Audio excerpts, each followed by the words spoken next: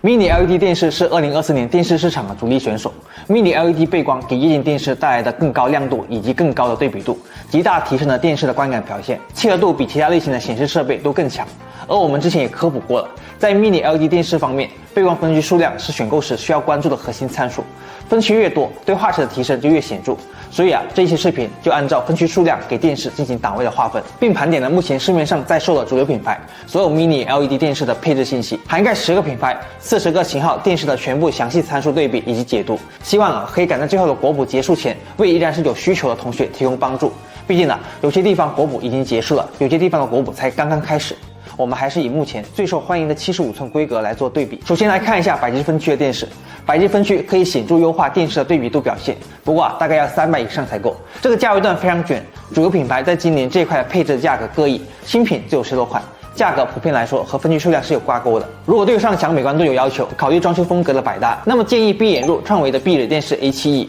既可以满足 Mini LED 的画质需求，又有哑光屏显、超薄无缝贴墙的艺术属性，价格也不到国外品牌艺术电视的一半，具备普通电视没有的颜值和质价比。如果想要主打性价比，同时想要得到全面的影音体验，又没有购置音箱或者是回音壁的条件或者预算，那么内置回音壁的创维 A5D Pro 非常不错，其内置的回音壁可以说是同价位里面音质表现最好的产品了。结合 Mini LED 的画质配置，让用户可以轻松得到更全面的观影体验。这两款机型也都提供了更高规格的100寸版本可选。如果没有这些需求的话，剩下的产品里面这几款是我们重点推荐的。首先是酷开 K6， 国补后3000出头的价格可以给到512分区，定价相对亲民，和同价位电视相比，硬件配置很强。如果预算紧张，可以考虑这一款。此外，酷开 K6 的100寸版本价格实惠，配备了抗反光，是我们认为性价比最高的100寸电视了。海信在这个价位段把E5这个系列玩出花样来了，光今年就摸出了5个不同的型号。那么这几款之前只是分区数量是有些差异。小墨E5搭载了高端机型才有的低反膜，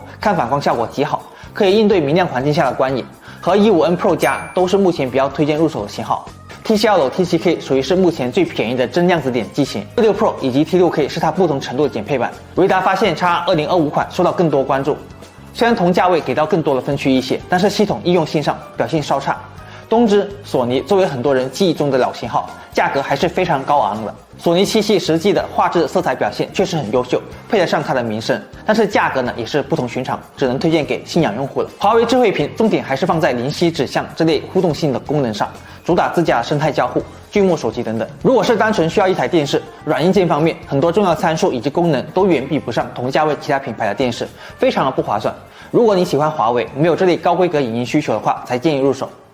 接下来我们再来看一下分区上千的型号有哪些可以推荐的。这个部分的机型反而少了很多，海信甚至今年都没有这个参数规格的型号。我们优先推荐创维的 A6E， 在所有的1000级分区产品中，分区以及亮度表现都顶到最高了，同时也是这个价位段唯一内置了 7.1.2 声道的高规格回音壁的机型，这一点确实非常难得，可以完美的诠释次时代音轨带来的极致声场环绕，配合多分区高亮度，给到用户极致的音画体现。TCL 的 Q9K 在自家向下不如 T7K 更有性价比，往上比不上 Q10K， 处在非常尴尬的位置。灵鸟贺7虽然是价格相对便宜，但是实际的亮度控制做得比较一般，实际效果可能并不能体现它的硬件优势，所以我们相对也是不是那么推荐。接下来我们来看一下2000级分区的产品，如果有壁纸方面的需求，那么创维 A7E Pro 是唯一可以满足这个条件的2000级分区 Mini LED 电视，可以轻松满足目前大部分用户的观看需求。不仅音画质在这个价位段都没有落后，最重要的是外观的差异。作为一台壁纸电视，它能做到普通电视都没有的超薄无缝贴墙以及哑光屏显，搭载了完整的内置壁纸功能，属于是同价位段产品里面绝无仅有的存在。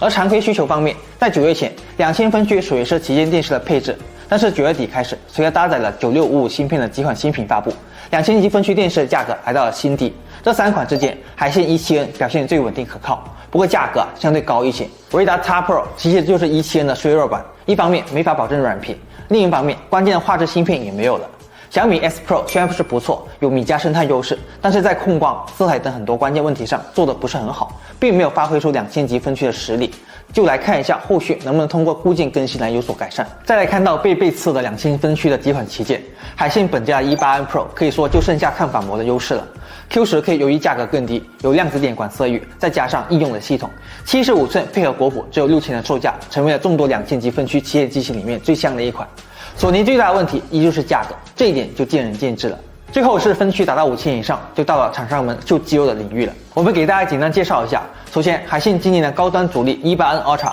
属于是这几款里面对比下来最适合常规消费者的机型。黑曜屏 Pro 作为今年海信的杀手锏，目前也只搭载了这么几款机型，全都在这里了。X11H 和 UX 都是分区上万的产品了，只推荐预算非常充足的朋友尝试。而华为 V5 Max 虽然是也贵，但是确实是110寸超大电视里面最便宜的。但是华为的硬伤还是支持不了杜比世界等高规格影视格式，而且5000级分区看起来很多，实际上在这个价位上并没有什么优势。大家可以根据自己的情况去做考虑。那根据目前的消息还是有很多地方的朋友依旧可以享受到国补的优惠。如果有电视相关的选购需求，就得抓紧最后几天机会了。那么我们本期视频对 Mini LED 电视的大盘点到这里就结束了，希望对有需要的朋友有所帮助。大家有什么家电相关的问题，也可以在评论区留言。我们下期视频再见。